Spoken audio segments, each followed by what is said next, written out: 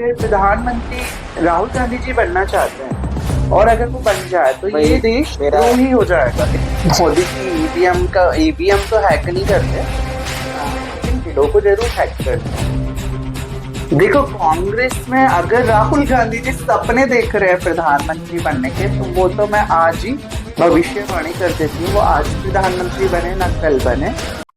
नमस्कार, राम राम। मैं हूँ सौरभ शर्मा। भारत से लेकर राजस्थान तक कई गांव, कई शहर जहां आज भी महिला और पुरुषों में भेदभाव किया जाता है। हालांकि सालों पहले मोदी सरकार ने दोनों को बराबरी का दर्जा दिया, लेकिन उसके बाद भी कहीं ना कहीं महिलाओं को पुरुषों से कम माना जाता है। और जहां बराबर माना जाता है वहां एक और जो जेंडर है वो सामने आता है, जिसे ट्रांसजेंडर के नाम से जाना जाता है। और इसी के बीच हमारे साथ भारत की फर्स्ट पासपोर्ट होल्डर ट्रांसजेंडर और साथ ही जो एक नई सोच, नई शक्ति फाउंडेशन की प्रेसिडेंट है और भाजपा की सक्रिय, जो लगातार भाजपा के अंदर कार्य करती हुई नजर आ रही है, धरातल पे लोगों से जुड़ी है, भाजपा की कार्यनीति को आगे बढ़ाने का काम कर रही है और लगातार है जो सरकार की जो योजना है उनको जनता तक पहुंचाने का काम कर रही है, लगातार उनसे जो है मुलाकातें कर रही है, उनसे जुड़ी हुई है। वो हमारे साथ मौजूद है रोजी बारोटी। मैम, आपका बहुत बहुत स्वागत है। मैम, एक ट्रांसजेंडर हो और जो जनता के बीच में अपने आप को जमीन से उठाकर एक नाम तक पहुंचाना, कितनी कठिनाई होती है? बहुत कठिनाई थी, बहुत संघर्ष इतना था कि बस बहुत लंबा चौड़ा स्टोरी है, बहुत संघर्ष। क्योंकि देखा जाता है कि भारत के अंदर, भारत और राजस्थान के अंदर, खासकर गाँवों में, शहरों में, कई शहरों में महिला पुरुषों के साथ तो भेदभाव किया जाता है कि पुरुषों के बराबर महिला खड़ी नहीं होती, लेकिन कहीं ना कहीं एक ट्रांसजेंडर सामने आते हैं तो उनसे एक दूरी बनाई जाती है। उनका आशीर्वाद लेने के लिए सब सामने आते हैं, लेकिन कहीं सामने से गुजर जाते हैं तो एक अलग ही नजर से उनको देखा जाता है। तो आपने कितनी मुसीबतों को अपनी लाइफ में फेस किया? काफी सारी मुसीबतें थी, जैसे कि आप बोल रहे हो ट्रांसजेंडर्स की ब्लेसिंग सभी को चाहिए, ये सच है। लेकिन ट्रांसजेंडर उनके घर में आके रहने लग जाए, घर में पैदा हो जाए, तो वो किसी को नहीं जाएगा, तो फिर वो फोबिया हो जाएगी। तो ऐसे ट्रांसजेंडर्स का रिस्पेक्ट करना, उनकी ब्लेसिंग चाहिए, और ऐसे उनको एक फोबिया हो जाता है ट्रांसजेंडर्स से। अगर उनकी कॉलोनी में आके ट्रांसजेंडर रहने लगे, उनके घर में पैदा हो जाए, तो डिस्क्रिमिनेशन शुरू हो जाता है। तो वही चीज़ें मैंने फेस करी अपनी लाइफ में। बहुत सारी प्रॉब्लम्स थी, बहुत सारी समस्याओं का मैंने सामना किया है, काफ़ी चुनौतियाँ मुझे आई, बट मैं डट के खड़ी रही चुनौतियों के सबका सामना किया, पीछे नहीं हटी, और आज मैं एक मुकाम पर खड़ी हूँ और आगे भी मैं मेहनत करती हूँ। काफ़ी बड़े मेरे सपने हैं, बहुत बड़े से बनना है, बहुत काम करना है, देश के लिए बहुत कुछ करना है। बचपन से लोगों की इच्छा होती है, बच्चों की इच्छा होती है कि मेरे दोस्त हो, मैं खेलूँ, मैं उनके साथ खेलूँ, लेकिन ये जो है महिला पुरुष इन दोनों को देखो, लेकिन कहीं ना कहीं जो लोग है, समाज है, वो ये अपने बच्चों को बचपन से ही सिखाते हैं कि भाई इन लोगों से आप दूरी बनाए रखें। तो ऐसे जो लोगों की सोच है उसका सामना भी आपने बचपन में किया? हाँ जी, बहुत मैंने ऐसा सामना किया कि काफ़ी प्रॉब्लम्स मुझे आती थी। बचपन के जो फ्रेंड्स थे वो भी मुझे काफ़ी परेशान करते थे, स्कूल में भी बहुत परेशान मैं हुई, काफ़ी हर जगह मैं परेशान हूँ शुरू से। चाहे फिर वो मैंने कब सीखा था, चाहे फिर मैंने कॉलेज में एडमिशन लिया और कहीं एडमिशन लिया, हर जगह मुझे डिस्क्रिमिनेशन मिला। आज जब मेरा इतना नाम है, फैम है, तब जाके मैं आज अच्छे से ज़िंदगी जी रही हूँ मुख्य धारा में। शुरू से मैं मुख्य धारा में थी, मुख्य धारा में अपना वजन बनाने के लिए मैंने काफ़ी याचनाएं दी लोगों की, और आज मैं काफ़ी अच्छे से डिग्निटी से रह पा रही हूँ। मैं भारत की ऐसी ट्रांसजेंडर जो मैनेस्ट्रीम में। एक छोटा सा मेरा सवाल रहता है, गांव के अंदर हालांकि ट्रांसजेंडर नाम अभी जो है लोग समझ गए, इससे पहले कुछ ऐसे नाम भी थे जिससे जो है ट्रांसजेंडर की भावना को पेश करते, कई नाम से पुकारा जाता था। होता है, काफ़ी गलत-गलत लोग बोलते हैं। आज भी लोग बोलते हैं काफ़ी ट्रांसजेंडर्स को लेकर काफ़ी भेदभाव होता है। ये तो अ, होता है ये तो हर जगह है। ऑब्वियसली उनके लिए भी नया है, उन्होंने देखा नहीं कभी। उन्होंने पुरुष देखा है, महिला देखा है, ट्रांसजेंडर देखा है, तो इसमें कोई ऐसे बड़ी बात नहीं है, क्योंकि भेदभाव होना जायज़ है। क्योंकि अभी पीछे हैं लोग, ये चाहे फिर वो एजुकेशन ले लो, उनको पता भी ट्रांसजेंडर्स के लिए अभी काफ़ी कुछ चीज़ें होनी हैं। और मैं खुद एक अभी जैसे पावर पे जब जाऊंगी तो ट्रांसजेंडर्स के लिए सिलेबस वगैरह स्कूल में सब्जेक्ट होना चाहिए। आपने पावर की बात की, काफ़ी अपन सारी चीज़ें। पावर पे आएंगे, लेकिन उससे पहले एक आपकी जर्नी को लेके कि सोमू से निकली हुई एक चाकसू हाँ चाकसू से निकली हुई एक ट्रांसजेंडर मुंबई जाके भाजपा के अंदर आई। कितना आपका ट्रेवल रहा, कितनी आपको मुसीबतों का सामना करना पड़ा? बहुत मुसीबतों का मेरे को सामना करना पड़ा। ये सब एक डेस्टिनी थी।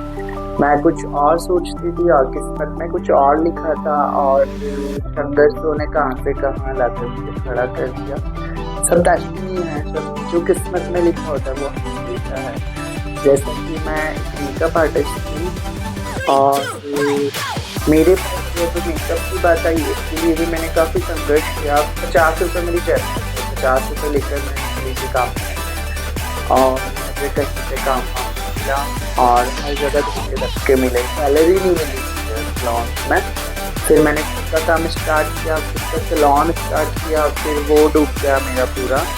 और फिर दिल्ली से मुंबई से अवार्ड बॉन्ड किया, क्लासेस करी, खुद को एक खड़ा किया। मेकअप में भी बहुत संघर्ष किया। फिर मेकअप के बाद जब मैं खुल के मैंने सोचा मेरे को अब अच्छी सी ज़िंदगी जीना है, कुछ कुछ निकालना है, तो फिर मैंने अपना मेरे को जब रेंट पे घर लेने की बात आती थी तो इसका भी रेंट पे घर की जैसे सोसाइटी के अंदर काफ़ी समस्या घर नहीं मिलता था मुझे। फिर मैंने खुद का घर खरीदा तो वहाँ भी मुझे डिस्क्रिमिनेशन मिला। फीमेल्स से रास्ते बदलती थी मुझे देख के। और आज इस सोसाइटी में मैं हूँ, आज मेरा काफ़ी डिग्री है, काफ़ी पैसे मैं रह रही हूँ, काफ़ी मेरा नाम तक मुझे मिला है। फिर जब मैं यहाँ से घर छोड़ के चली गई थी बॉम्बे, तब वहाँ पे पासपोर्ट की बात आई। तो पासपोर्ट जब मेरा अगला क्वेश्चन ये था कि फर्स्ट पासपोर्ट होल्डर, हाँ ये जो नाम है वही पासपोर्ट की मैं प्रोड्यूसर डायरेक्टर से जब मिलती थी, इंडस्ट्री से मैं थी, मेकअप, मॉडलिंग, फैशन, एक्टिंग, ये सब मेरे हॉबीज थे, पैशन थे।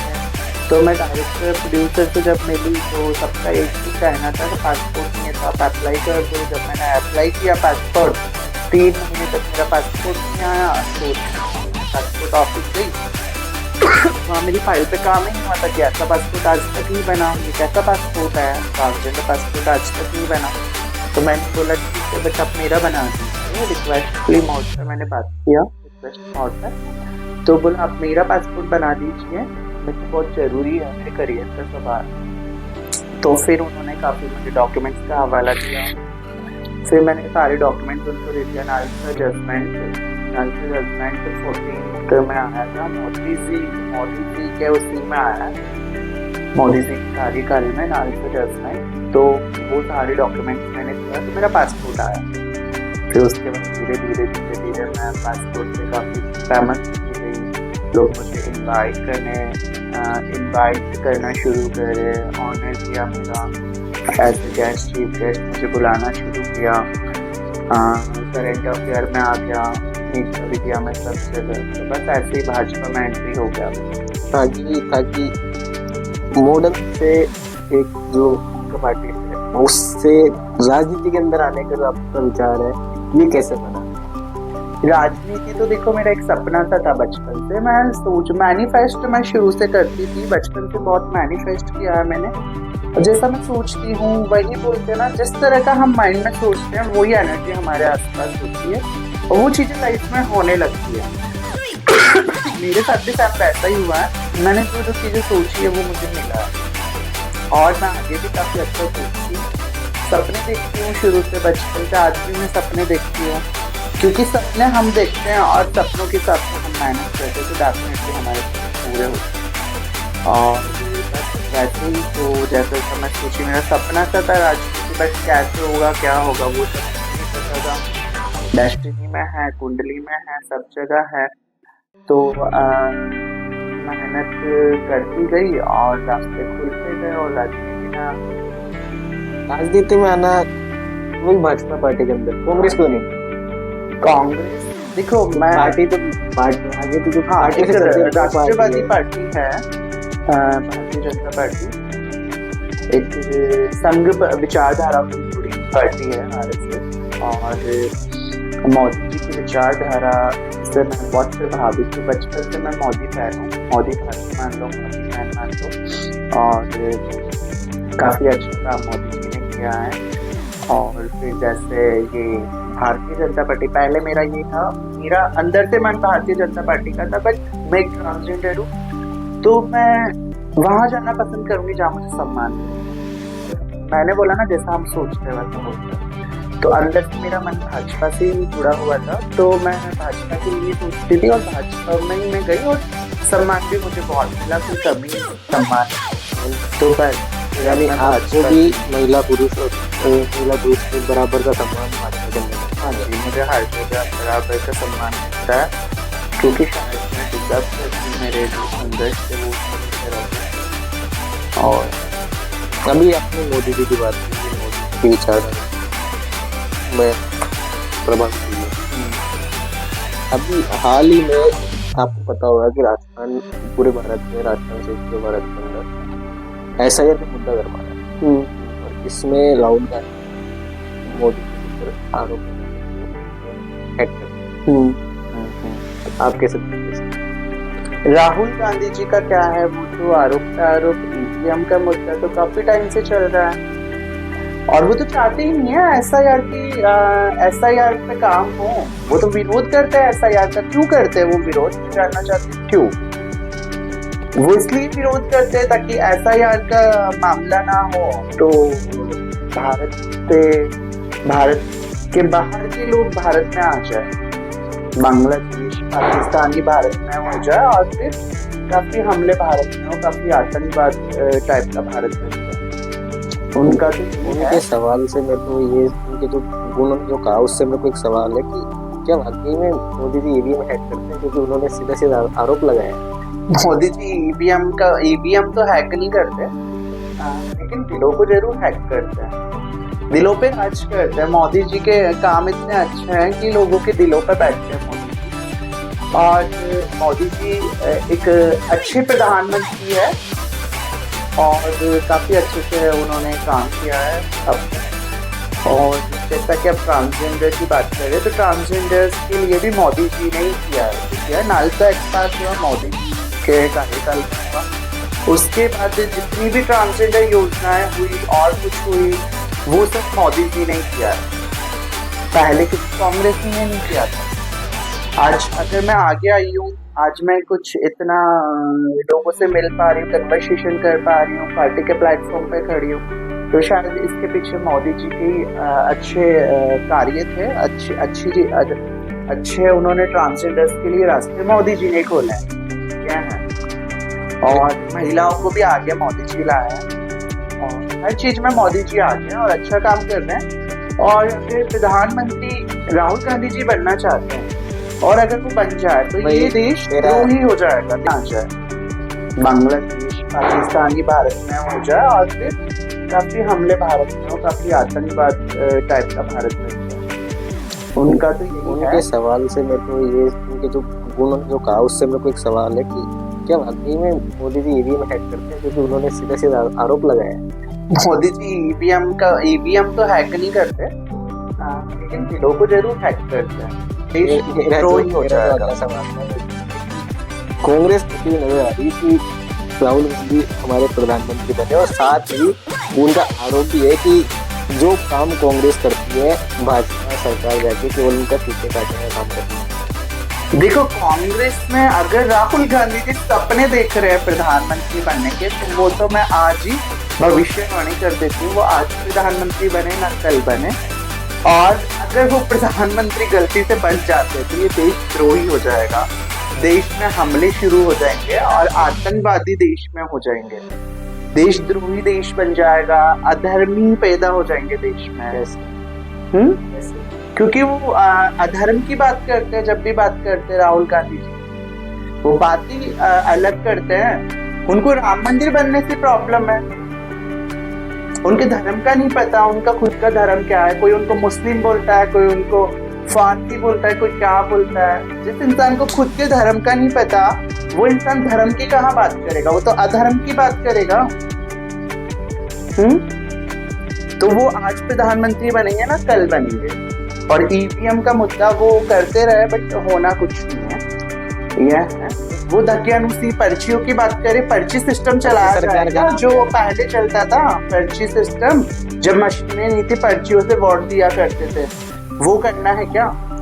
अभी जो है भजनलाल सरकार को, जो मुख्यमंत्री भजनलाल शर्मा जी, उनको पर्ची वाले सीएम कहते हैं। पर्चियां उनको बहुत ज्यादा पसंद है। उन्होंने पर्चियों से काफी अपने पेपर लीक करा के अपने बच्चों को पर्चियां बटवा के अपना IAS RS बना दिया, ऑफिसर्स बना दिया। तो उनको शायद पर्चियां ज्यादा ही पसंद है। यह और हमारे मुख्यमंत्री जी तो काफी सरल स्वभाव के, काफी अच्छा उनका कार्यकाल रहा है 2 साल का, काफी अच्छे काम कर रहे हैं, लोगों के दिलों पर बैठे हैं। आज राजस्थान की जनता उन्हें बहुत पसंद कर रही है। एक ब्राह्मण समाज का मुख्यमंत्री बनाया है, जनता बहुत प्रसन्न है कि भजनलाल जी उनके मुख्यमंत्री है राजस्थान के जनता के। तो हम सब खुश है और पूरी जनता खुश है। 2 साल बेमिसाल। हाँ जी, भजनलाल जी बनाना है। हाल ही में उनके जन्म 15 तक 2 साल में एक ही दिन पूरे। कितना सक्सेसफुल है ये नारा? बहुत सक्सेसफुल है। भजनलाल जी ने काफी अच्छे काम किए। उनके कर्म इतने अच्छे थे कि वो पहली बार में जीते हुए MLA मुख्यमंत्री बन गए। तो शायद ये उनके कर्म ही थे, कहीं उनके कर्म अच्छे थे। काफी अच्छे काम उन्होंने किया है, पार्टी में भी टाइम किया है। 35 साल से पार्टी में कार्यरत है वो, तो वो डिजर्व करते हैं वो मुख्यमंत्री पर। आप लगातार बीजेपी के अंदर सक्रिय है, लगातार जो है जनता के बीच में जाते नजर आते हैं, तो उससे उनकी समस्याओं से जुड़ी हुई बातें करते हैं। किस तरीके की समस्या से जूझ रही है? क्योंकि कांग्रेस पार्टी कह रही कि जनता के पास तो कोई सुविधा ही नहीं थी। ऐसा नहीं है, सुविधा ही सुविधा है। जनता काफी अच्छे से जिंदगी जी रही है। कितना डेवलप भारत में हुआ है, राजस्थान तक डेवलप हो रहा है। हाँ, राजस्थान जैसा प्रदेश डेवलप हो रहा है। राजस्थान का पूरा गांव, हमारा जो नाम ही राजस्थान है, राजस्थान में देहाती भी होते हैं। तो राजस्थान जैसा प्रदेश डेवलप हो गया और फिर कैसे जूझ लिए चलते बताया? मेरे कांग्रेस को पता। हाँ, कांग्रेस का सवाल है, कांग्रेस बताए। कांग्रेस को तो देखो मुद्दे चाहिए, उनके मुद्दे कभी खत्म ही नहीं होते, उनसे देखा ही नहीं जा रहा। वो किलस रहे हैं, बोला हमारी सरकार क्यों नहीं आ रही, किलस रहे हैं वो। लेकिन कांग्रेस का तो सफाया होने वाला है। बिहार में देखा आपने कितने अच्छे से प्रचंड बहुमत से NDA के साथ मिलकर भारतीय जनता पार्टी कहीं ना कहीं देखा जाए कांग्रेस बिहार की 8 से ज्यादा खुशी अंता की जीत से बना रही है। हाँ, तो अंता में भी फिर EVM हैक कर लिया होगा ना कांग्रेस वालों ने। अगर हमारे प्रधानमंत्री भी EVM हैक करते हैं तो फिर अंता चुनाव में क्या हैक हुआ था? वहां तो हम जीते नहीं चुनाव। अगर हम EVM हैक करते तो हम क्यों वो सीट जाने देते हैं? हम EVM हैक करते हैं, हम जिता देते हैं हमारे MLA प्रत्याशी को। जीत सकते थे ना अंता चुनाव में भी, फिर क्यों नहीं जीते वहां पर? आप बीजेपी के लगातार है जो जनता के बीच में जा रही है, जब लोगों से बातचीत है, उनके बारे में जानकारी, और उनके कई जगह तो ऐसी भी देखी है कि जहाँ पे आपने समस्याओं का समाधान वहाँ पे खड़े रह के करवा। तो आप जनता के बीच में जाते हैं तो एक ट्रांसजेंडर फीमेल की जो छवि है वो आपकी वहाँ पे किस प्रकार दिखाई देती है? काफी अच्छे से। तो यानी कहीं ना कहीं हम ट्रांसजेंडर फीमेल को भी बढ़ावा मिलता है। बढ़ावा तो नहीं बोल सकते हैं। ट्रांसजेंडर फीमेल को आज मेरा प्रेजेंटेशन ले लो, पर्सनैलिटी ले लो, प्रोफाइल ले लो, मेरे स्ट्रगल्स ले लो। आज मैं एक पब्लिक फिगर बनी तो शायद डिग्निटी से मैं लाइफ जीती हूँ मेरा। तो बस इसीलिए ना जो मुझे मेरा वर्चस्व है, मुझे अच्छे से रिस्पेक्ट मिलता है, बढ़ावा मैंने इसलिए क्या, क्योंकि अभी हाल ही में आपको तो सामने आया कि एक बस के अंदर एक कंडक्टर के पास में टिकट को लेके ट्रांसजेंडर टिकट मुद्दा अच्छा था, उनको करना चाहिए, बट तरीका गलत था।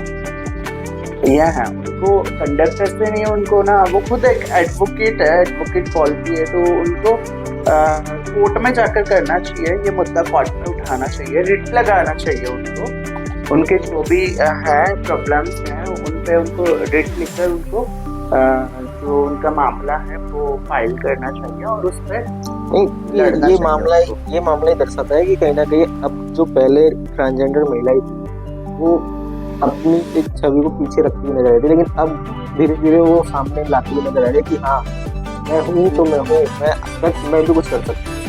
हाँ, वो इसीलिए क्योंकि मोदी जी ने काफ़ी अच्छे काम ट्रांसजेंडर्स के लिए किए हैं, तो कहीं ना कहीं उनका कॉन्फिडेंस एक हुआ है। आज मोदी जी ने काफ़ी सारी योजनाएं दी है, इवन सर्जरी के लिए भी पैसा दिया है, सर्जरी के लिए पैसा मिल रहा है ट्रांसजेंडर्स को। ये योजना है जो जेंडर अफर्मेशन सर्जरी होती है, उसके लिए भी मोदी जी ने बजट पास किया है, और शायद फिर वो कहीं ना कहीं ट्रांसजेंडर खुल के सामने आ रहे हैं क्योंकि सरकार भी उसको सपोर्ट कर रही है। यह है महिला सुरक्षा और महिला सम्मान कितना प्रभावित हुआ है राजस्थान सरकार का? बिल्कुल प्रभावित हुआ है। महिला सुरक्षा, महिला काफी सुरक्षित है, खुद को सुरक्षित फील करती है। किसी टाइम पे था कि महिला रात को बाहर भी नहीं जा सकती, लेकिन आज महिला अच्छे से घूम रही है। पहले मुंबई जैसी सिटीज में ये बोला जाता था कि महिलाएं सुरक्षित है, बट आज राजस्थान, जयपुर जैसी सिटीज में भी सुरक्षित है महिला।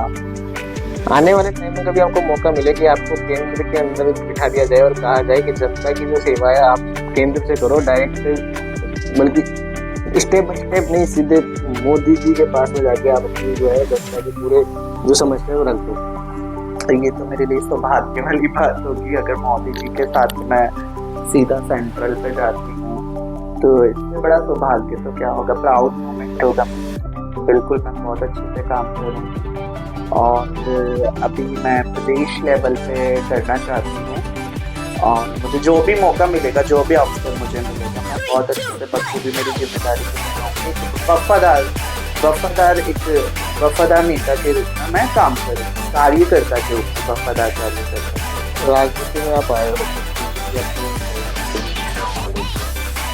तो कौन से पद पे देखना चाहते हो? कौन से पद पे देखना चाहती हूँ?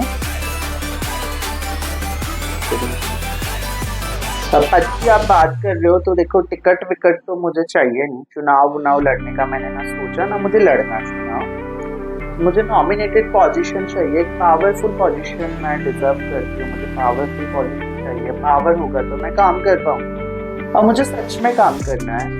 यह है इस दुनिया में मेरा आज इस दुनिया में मैं आई, मेरा ये जन्म खराब हो गया, तो इस जन्म में मैं कुछ अच्छे काम करके जाऊंगी, देश के लिए, समाज में कुछ अच्छे बदलाव लाऊंगी, ताकि मेरा अगला जन्म बहुत अच्छा हो जाए। तो मैं चाहती हूँ, जन्म की बात है ये तो हम आपसे वापस पुरानी जो लाइफ है वहाँ पे पहुँचते हैं, आपके बचपन के अंदर की हमने सुना था कि आपके साथ बीच में एक ऐसी ट्रेजेडी हुई थी जिसमें आप एक टाइम के लिए आपके एकदम तो खत्म हो जाता। क्या थी पूरी स्टोरी? मेरे साथ कितने बार मैं टूटती हूँ, वापस उठती हूँ। मेरे साथ बचपन में मैं डिप्रेशन में चली गई थी, वही डिस्क्रिमिनेशन की वजह से। काफ़ी मतलब डिप्रेशन था मुझे। मेरी काफ़ी साइकोलॉजिस्ट के जो डॉक्टर्स होते हैं उनकी काफ़ी ट्रीटमेंट चले थे, दवाइयाँ चली, बहुत साल में काफ़ी सारी थी, बट मैं डिप्रेशन के चक्कर से पढ़ाई में काफ़ी हो गई। फिर मैं 12th में आते आते मैंने डिसाइड किया कि मुझे अब ठीक रहना है, तो मैंने बनाया वैसा वापस। तब से मैं सही हूँ, और जैसे मैंने 12th पास किया तो वही वापस से डिस्क्रिमिनेशन। बट फिर तब मैंने ना जो डिस्क्रिमिनेशन हुआ मेरे साथ, कॉलेज छूट गई, कोचिंग छूट गई, फिर उसके बाद मेकअप में आई। मेकअप में भी मेरे साथ काफ़ी धोखे मिले मुझे, सैलरियाँ काम के पैसे मिले। और फिर धीरे धीरे फिर स्टार्ट किया, अवार्ड बॉन्ड किया, डायरी से क्लासेस करी, मुंबई से करी, बस वैसे उतार चढ़ाव से लोन खोला, से लोन डूब गया, सब वापस से डूब गई मैं, टूट गई। फिर मैंने उठी वापस से, पूरा जो भी कर्ज वर्ज था वो सही हुआ। फिर बाद में धीरे धीरे खुद को वापस खड़ा किया, फिर से वही प्रॉब्लम, फिर घर की दिक्कत, घर लिया और फिर घर में भी रहना नहीं हुआ। बॉम्बे गई, बॉम्बे से वापस आई, फिर डिसाइड किया, बोला अब यही रहूँगी, फिर कितना नाम बनाया। तो ऐसे करके बस जिंदगी है, संघर्ष होंगे तो फिर उसको जिंदगी में बोला जाएगा। रोजी जी, आपसे मुलाकात के समय हमने एक चीज देखी थी आपके पास में, एक जो है ट्रॉफी रखी थी, आयरन लेडी अवार्ड। क्या है उसका मतलब और इस मतलब उस ट्रॉफी की कहानी क्या है? ये आयरन लेडी, आयरन के नाम में आयरन जो होता है, जो एक मजबूत नारी है, लोगों जैसी मजबूत नारी, बस उसी को लेकर के पूरा अंतरराष्ट्रीय लेवल पे यहाँ लोग आए, देश विदेश से।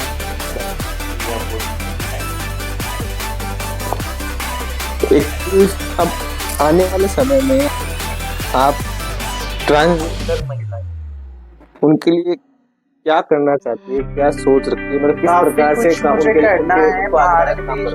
भारत देश में मुझे नवाचार करना है, क्योंकि भारत के अलावा काफी देशों में ट्रांसजेंडर पार्लियामेंट भी है, इसी के साथ ट्रांसजेंडर प्राइम मिनिस्टर भी है, ट्रांसजेंडर गवर्नर बनने की सिचुएशन में। इसी के साथ में आप जनता को भी ट्रांसजेंडर भी कर जनता की जो लोगों की विचार है ट्रांसजेंडर, उसके बारे में भी कोई संदेश इतना ही है कि अगर आपके घर में कोई बच्चा ट्रांसजेंडर हो तो उसको आप सपोर्ट करिए, क्योंकि नॉर्म्स में भी है कि कोई माँ बाप ट्रांसजेंडर से भेदभाव नहीं कर सकता, समाज भी भेदभाव नहीं कर सकता। ट्रांसजेंडर को महिला, पुरुष और ट्रांसजेंडर तीनों को एक समानता है। आर्टिकल 14 बोलता है, नालसा जजमेंट बोलता है कि ट्रांसजेंडर भी एक महिला है, तो उसको आप सपोर्ट करिए। समाज को मैं यही मैसेज दूंगी कि ट्रांसजेंडर भी एक इंसान है, सबसे पहले इंसान है।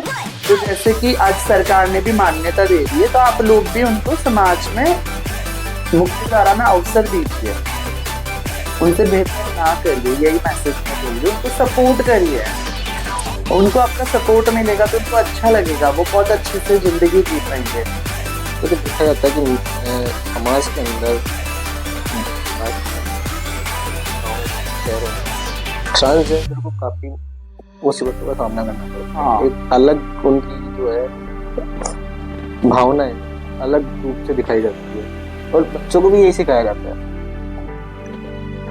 एक मेल होता है, एक महिला होती है, उनको कभी जिंदगी में अकेला नहीं रहना चाहिए। उनकी लड़ाई में हमेशा पेरेंट्स होते हैं, सोसाइटी, सब लोग उनका साथ देते हैं, लेकिन ट्रांसजेंडर बचपन से अपनी लड़ाई खुद लड़ती है। उनको फैमिली को फेस करना है, सोसाइटी को फेस करना है, स्कूल में फेस करना है, कॉलेज में फेस करना है। पूरी जिंदगी उनको अपनी लड़ाई लड़ने में चली जाती है, पूरी जिंदगी वो अपने लिए लड़ती रहती है और उनकी लड़ाई कभी खत्म नहीं होती। तो इस चीज को हमें खत्म करना है। तो आप सभी लोगों से निवेदन है, आप भी ट्रांसजेंडर को सपोर्ट करिए, उसको हीन भावना से मत देखिए। तो हमारे साथ रोजी जी मौजूद, और इन्होंने बताया कि किस तरीके से ट्रांसजेंडर लेडीज को, महिलाओं को कितनी मुसीबतों का मुसीबतों का सामना करना पड़ता है, कितनी मुसीबतें फेस करनी पड़ती है, और किस प्रकार से इन्होंने अपने आप को उन सब मुसीबतों से निकाल के रातल से उठा के एक नाम होता है बीजेपी कार्यालय जो एक कार्यकर्ता तक होता है, ये अपनी एक अलग अलग फील्ड में जाके अपनी एक पहचान बनाई है, और लगातार उसमें भी हार होने के बावजूद भी, हार ना मान के लगातार काम करने के बाद वो अपनी एक अलग पहचान बना पाई है। अब इसमें जो है आगे जनता किस तरीके से देखती है, क्योंकि जनता को भी इन्होंने संदेश दिया है कि ट्रांसजेंडर वो भी मनुष्य ही होता है। तो जनता इसको किस तरह से नजरिए से देखती है वो तो अब आगे देखने वाली बात है। और इसमें हम आपको लगातार ऐसी और नए गेस्टों से मिलाते रहेंगे, नए आपसे उनकी जो है वार्तालाप आपको दिखाते रहेंगे। उसके लिए आप बने रहें हमारे साथ। और